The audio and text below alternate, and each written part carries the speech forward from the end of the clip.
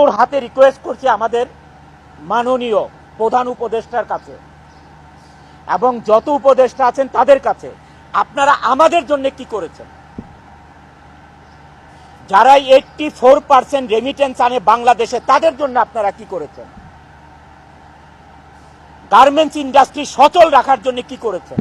আমরা সবাই আশা করেছিলাম যে ঈদের সময় অ্যাটলিস্ট একটা বেতন ব্যাংকে লোন দেওয়া হবে।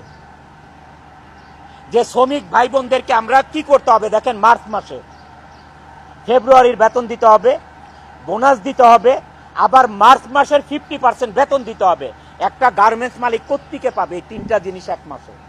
এই তিনটা জিনিস এক মাসে কোথায় পাবে একটা গার্মেন্টস মালিক? যারা 84% রেমিটেন্স এনে বাংলাদেশের অর্থনীতির চাকা সচল রাখে, তাদের জন্য কি করেছে? গার্মেন্টস মালিকেরা মুখ চুপ বোঝে, মুখটা চুপ থেকে কি করতেছে? গার্মেন্টস গুলো, আরএমজি গুলো বন্ধ করে চলে যাচ্ছে।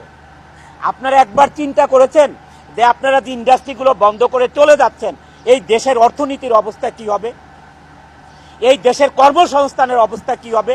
এই শ্রমিক লিডাররা কয়েকজন মিলে এই দেশ চালাতে পারবে না? তারা একজন একটা ইন্ডাস্ট্রি করতে পারবে?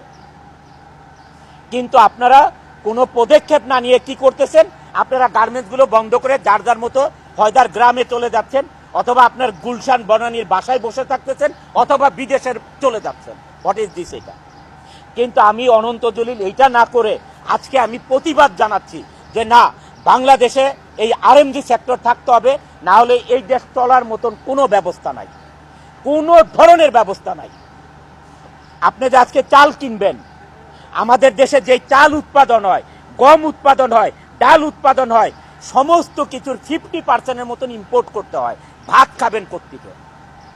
জীবনে